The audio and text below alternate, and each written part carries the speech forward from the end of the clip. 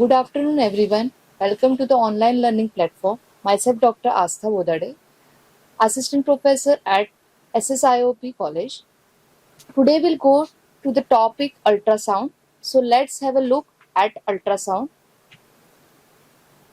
We'll see the following objectives: introduction, production of the ultrasonic waves, dosage, effects of ultrasound, indications and contraindications, precautions for applying ultrasound, methods of application. Let's move on towards introduction. So, what does ultrasound means? Ultrasound refers to mechanical vibrations which are essential, same as sound waves, but of a high frequency. Such waves are beyond the range of human hearing and can therefore be called as ultrasonic. Vibrations merge with the sound of frequencies which range around 20 Hz. Vibrations below this frequency are called infrasonic or infrasound. Wavelength, frequency, and velocity varies depending upon physical nature of medium.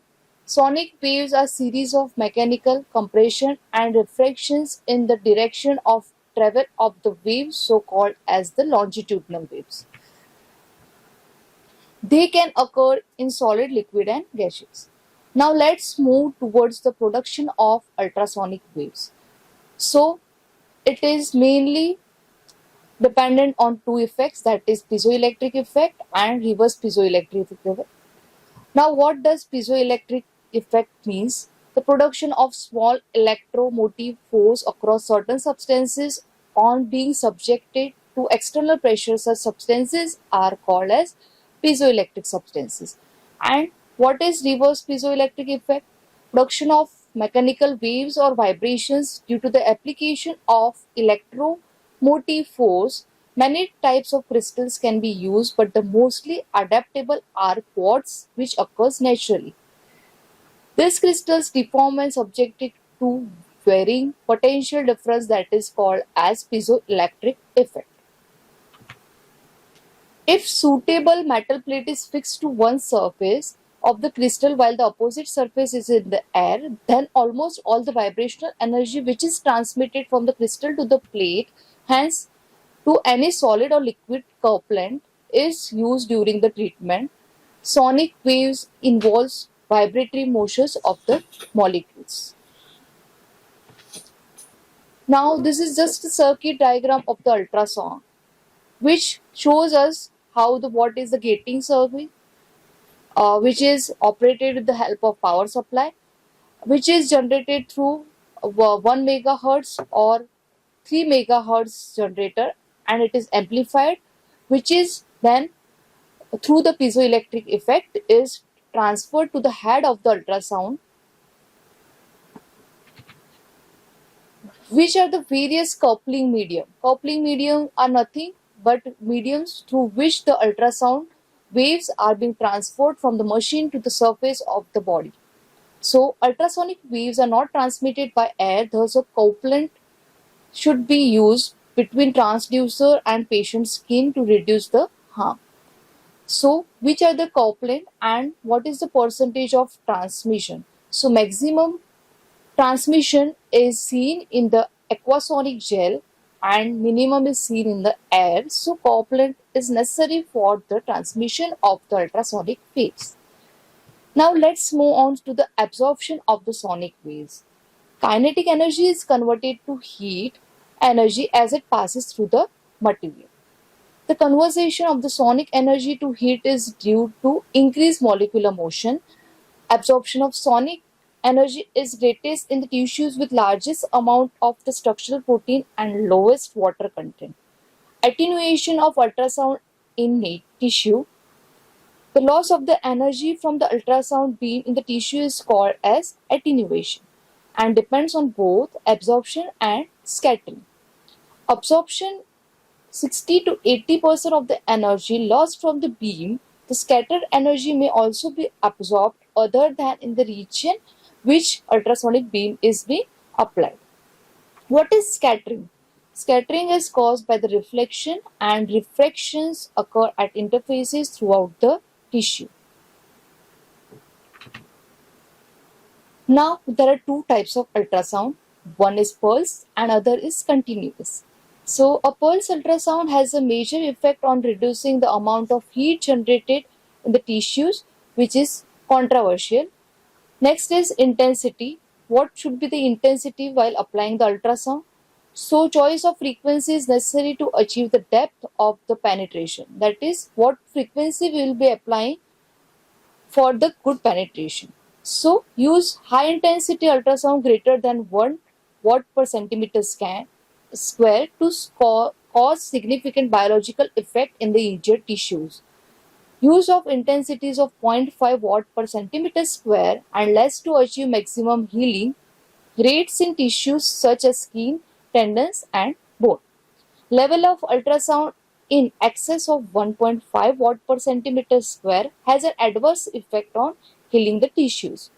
Significant thermal effect achieved using intensities between 0.5 watt per centimeter square and 1 watt per centimeter square. Now, what will be the dosage in acute conditions? So initially the dosage would be 0.25 to zero point 0.5 for 2 to 3 minutes is used in the to prevent the exacerbation of the symptoms. Next, progression of intensity is not necessary if the condition improves. If not, then we can slightly increase the intensity to zero point 0.8 watt per centimeter square, which can be used for 4 to 5 minutes. Now, what would be the dosage in chronic conditions? Treated either with pulse or continuous beam. With continuous beam, intensity would be around 2 watt per centimeter square, and it is allowed to produce mildly permissible warmth. Initially, zero point 0.8 watt per centimeter square for 4-minute dosage is given to check for any adverse effects. If dose produces beneficial effect, then repeat it next time. If no improvement, then dose can be increased gradually as follows. So it can be like gradually increased from 0.8 to 2, and it increases with 2 to minutes of time duration every time. Now let's move on towards the physiological effects of the ultrasound. So, sonic energy is passed to the body's tissue, cause transfer of the heat energy in the body tissue. If the energy is not dissipated by normal physiological response, then there is a local rise in temperature causing the thermal effects. If heat dissipation equals heat generation, there is no net rise in the temperature, and if not any effects, then it is said to be the non-thermal effects. Use of low intensity pulse mode causes non-thermal effects in tissues. So what are the thermal effects, or which are the thermal effects? Heating fibrous tissue structures such as joint capsule, ligaments, tendons and scar tissue may cause a temporary increase in their extensibility and hence thereby causing the joint stiffness. Mild heating can also have the effect of reducing pain and muscle spasm, promoting the healing effect. Now let's move on towards the non-thermal effects. Which are the non-thermal effects? So first one is the cavitation. It is the formation of tiny gas bubbles in the tissue as a result of ultrasound vibration. These bubbles are generally of 10 microns in diameter. These can be of two types, that is stable cavitation and the other one is unstable cavitation. Stable cavitation occurs when the bubble oscillates to and fro within the ultrasound associated with acoustic streaming. Transient cavitation occurs when the volume of bubble changes rapidly and then collapse during high pressure and temperature changes and resulting in gross damage to the tissue.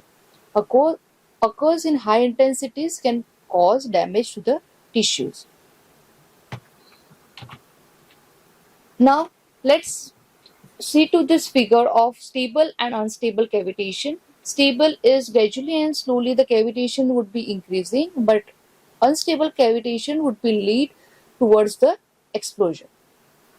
Now let's see what is acoustic streaming.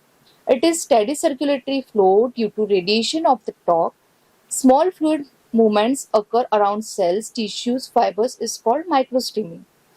Microstreaming exerts stress on the cell membrane, cause increase in the cell permeability.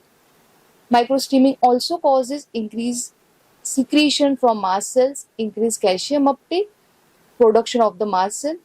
These changes causes acceleration of repair during the ultrasound therapy. Now let's see how the ultrasound affects in the acute stage. So, stable cavitation and acoustic streaming increases the calcium ion diffusion across the cell membrane, which causes the increase in the production and release of the wound healing factors, which will release 2 of histamine from the mast cells and lead to the growth of the growth factors from the released macrophages, which will accelerate the normal resolution of inflammation, providing that the inflammatory stimulus is removed. Acceleration is differential agitation of tissue fluid, causes increase in the rate of phagocytosis and movement of particle and cells. Ultrasound has no pro-inflammatory action and no anti-inflammatory action. Effects of ultrasound in proliferatory granulation stage, 3 days after injury, in which connective tissue framework is laid down by fibroblasts for the new blood vessels, which will promote collagen synthesis by stimulating fibroblasts to increase the cell permeability.